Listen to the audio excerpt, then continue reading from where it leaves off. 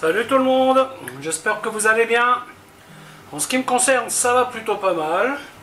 Alors comme d'habitude, on s'abonne, on met des petits pouces, on pose des questions. Si vous avez envie que je vous montre des recettes précises, spéciales, vous pouvez les demander. Si je peux le faire, je le ferai avec plaisir. Alors aujourd'hui, je vais vous faire une recette, pareil, qui est une recette bien de chez moi. Elle est assez rare, parce que les gens en général ne pensent pas à ça. Certains restaurants en ont fait une spécialité. C'est la quiche à la choucroute. Oui, alors le problème, c'est souvent quand on fait de la choucroute, on en fait plein. Et vous en mangez encore 4 jours après. Et à un moment donné, évidemment, vous finissez par en avoir marre de manger de la choucroute. Et vous décidez d'en faire autre chose. Et bien moi, tout simplement, aujourd'hui, je vais faire une quiche. Alors pour ce faire, c'est plutôt simple. La choucroute qui est cuite, elle est en train d'égoutter. La garniture, donc là vous avez un peu de palette, vous avez du lard fumé, du lard salé, et aussi un morceau de saucisse fumée. Donc j'ai gardé une portion de chou pour mon fils quand il rentrera, et avec ça, ça sera donc la garniture de ma quiche. Bien entendu, la pâte, je l'ai faite moi-même à l'instant, elle est en train de reposer. Et pour faire la farce, donc, ça sera choucroute, œuf, crème, persil. Éventuellement un petit peu de sel. Et puis voilà, la recette sera faite. Voilà, écoutez, je vais vous montrer comment faire tout ça. A tout de suite.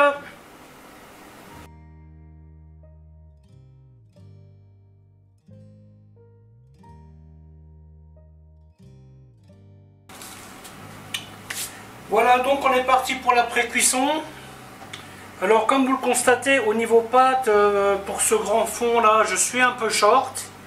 La pâte que j'ai faite était adaptée à 2 petits fonds. Un grand fond, c'est un peu limite, donc il faudrait en faire un peu plus de la pâte. Là, pour vous donner une idée, j'avais 450 g de pâte. Voilà, donc maintenant, nous allons préparer le flan, enfin l'appareil. Donc la garniture, essayez de la couper assez petit parce que ça sera plus facile pour couper la quiche après.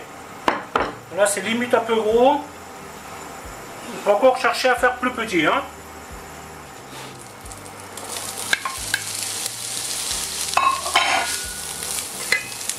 On commence par mettre la viande.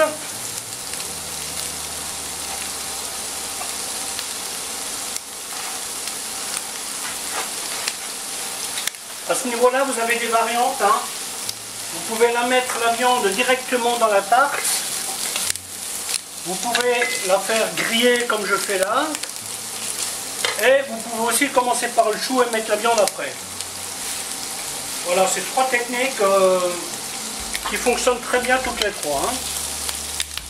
Voilà, hop. Ensuite, on met le chou.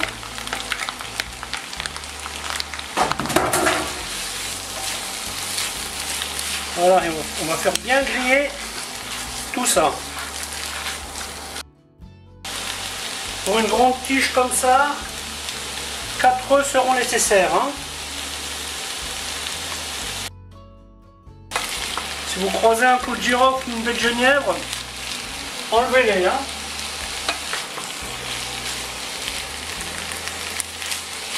Bon, s'il en reste un ou deux, c'est pas grave. Ça sera quand même mieux si on ne se casse pas les dents dessus.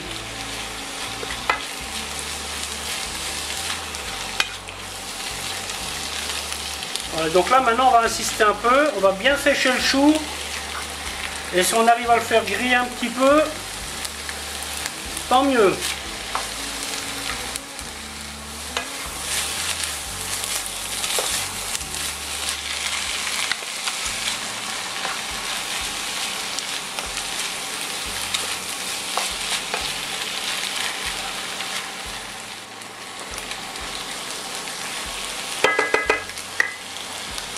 Bien entendu, vous enlevez la coigne du lard.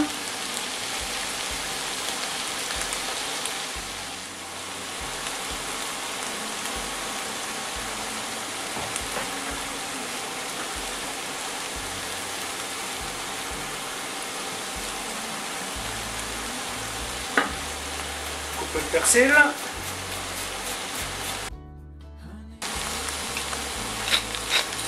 peu de poivre.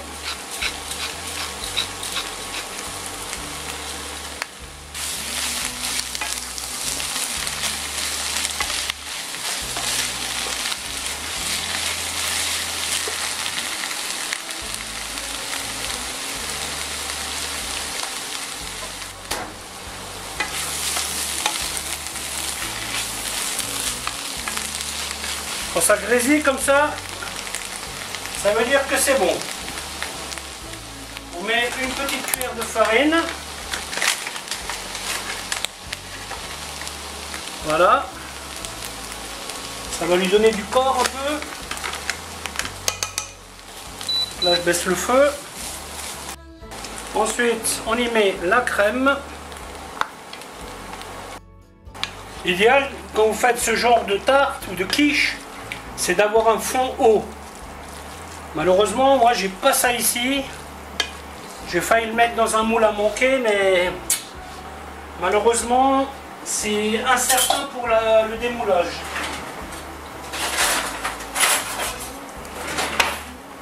Donc là, j'ai choisi la boîte de la sécurité. Le persil. Si vous préférez la ciboulette, ça marche aussi, hein, bien entendu. Hein.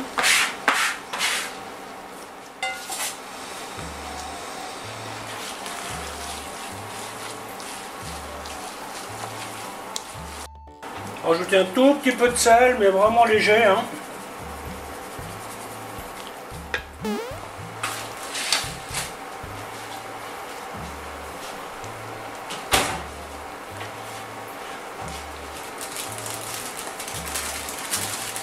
Vous enlevez le papier, soyez délicat, hein, parce que parfois il s'accroche un petit peu à la pâte en dessous. Et si on pouvait éviter d'avoir un trou, ça serait pas mal. Voilà, ma tarte est donc pré-cuite. Donc là j'éteins le feu. Cette étape n'est pas une obligation. Je vous la conseille fortement parce que très souvent, je ne sais pas si vous le remarquez, mais moi je le remarque systématiquement, quand je mange une quiche, que ce soit en boulangerie ou au restaurant, très souvent la pâte en dessous elle n'est pas cuite. Parce que ils mettent, vous voyez, ils foncent leur moule, leur tarte, ils mettent dedans et au four. Malheureusement, avec beaucoup de liquide, le milieu a tendance à pas trop bien cuire. Là, je me suis assuré que ma pâte sera bien cuite. Après, si vous aimez manger de la pâte crue, pourquoi pas, hein?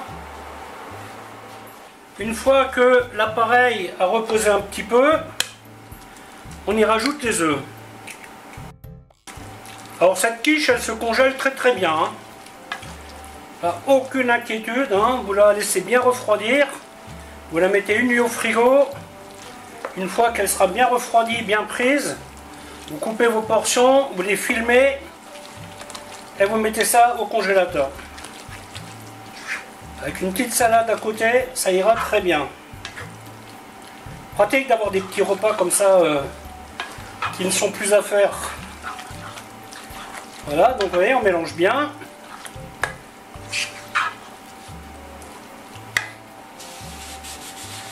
Quand vous faites des quiches comme ça, prenez toujours la sécurité de mettre une plaque au fond. Si jamais votre fond venait à couler, ça vous évite de nettoyer votre four.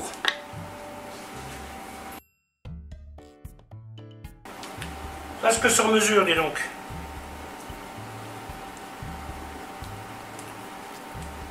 Alors comme dit, hein, c'est quand même mieux d'avoir un fond haut.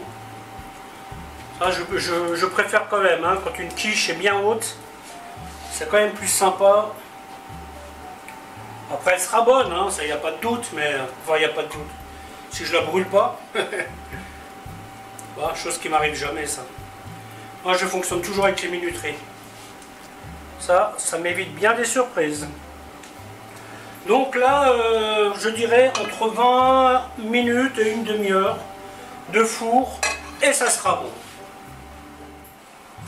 Voilà, donc là nous sommes à une demi-heure de cuisson. La consistance me paraît pas mal. Je vais la laisser reposer quelques minutes avant de la démouler. Donc pour démouler ce genre de quiche, déjà on va s'assurer que rien ne colle. Ça c'est l'avantage de cuire dans une tourtière. Hein. Voilà. Ensuite, on plie le torchon. Vous voyez, on le pose sur le bras comme ça. On soulève, on lève. On pose le cercle sur l'avant-bras. Donc protégé. Et puis, hop, on pose ça sur la planche. Donc là, la première étape périlleuse est franchie.